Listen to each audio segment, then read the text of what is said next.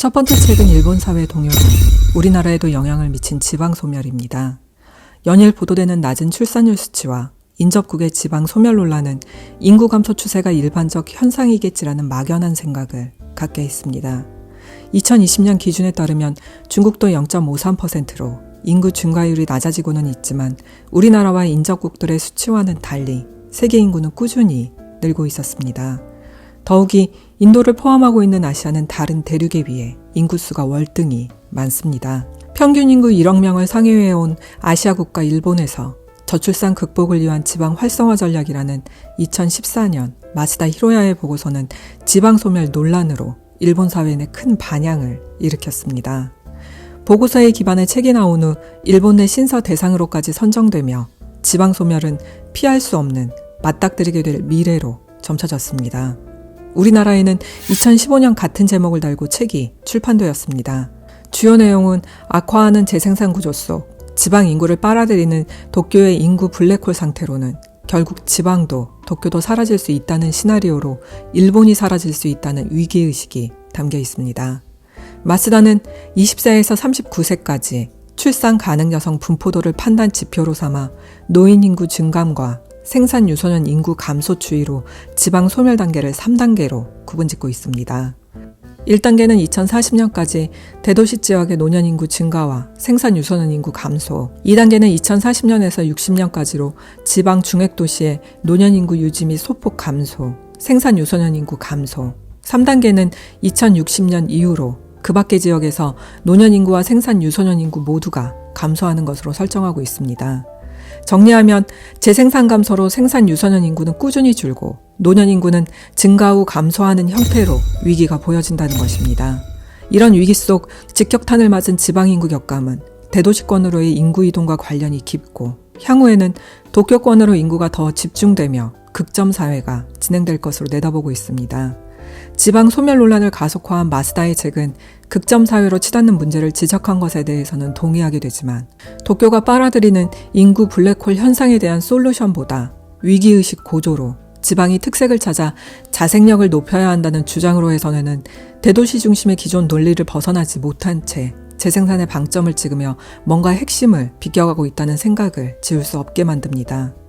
출산 가능 여성의 유출을 막는 것으로 소멸위기를 막을 수 있다는 내용을 어떻게 받아들여야 할지도 난감하지만 도쿄 일극 중심의 제동을 걸어야 한다고 말하면서도 대도시권 쏠림 현상을 유지한 채 선택과 집중에 의한 지방 중획도시 육성이 가능할지에 대한 근원적 물음이 해소되지 않기 때문입니다. 이 내용에 근거할 경우 얼마 전 있었던 인근 도시의 서울 편입 논란도 시민 편의를 명분으로 감소하는 서울 인구를 늘리려는 것은 아닌지 정치적 의도를 의심하게 만듭니다.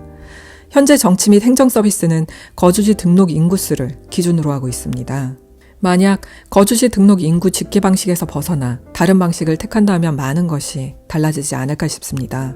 이런 문제의식에서인지 집계 방식을 체류인구와 방문인구 등 생활인구 기준으로 인구수 공시를 시작한 지자체들이 있습니다. 허수를 포함한 거주지 등록 집계가 아닌 생활에 기반한 통계 방식을 고려하고 있는 것입니다. 생활인구가 인구 기준에 반영된다면 정치와 행정에 있어 책에서 제시하는 지방 자생력을 모색해 볼 수 있는 여지가 마련되지 않을까 하는 생각도 해보게 됩니다. 일례로 여행객 수치를 집계에 반영한다면 지방은 소멸을 향해 가는 곳이 아닌 특색을 갖춘 지역으로 매력을 지닌 장소로의 인식 전환이 가능하지 않을까 싶습니다.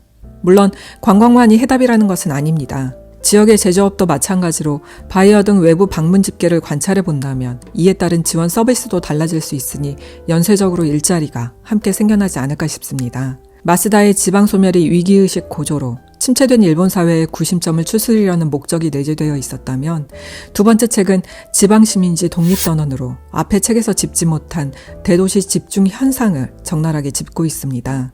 저자의 격분된 감정이 고스란히 전해지지만 10여 년 전 나온 책에서 언급된 서울공화국은 우리는 왜 서울로를 외치게 되었는지 들여다볼 수 있습니다. 인재 확보를 위해 돌아올 거란 믿음으로 서울에 장학숙을 짓는 지자체, 지역 대학이 문을 닫는 건 폐해가 되지만 자식을 인서울 보내는 건 성공으로 여겨지는 기이한 현상이 어떻게 생겨났는지 조목조목 짚고 있습니다.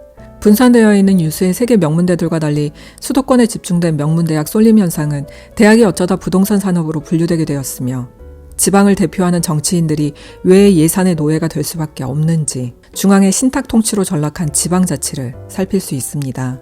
이와 더불어 저출산 대한민국에서 펼쳐지는 각 지자체의 인구 확보 정책 한계점과 도시 편입 논란의 정치적 의도를 함께 생각해 볼 수 있습니다.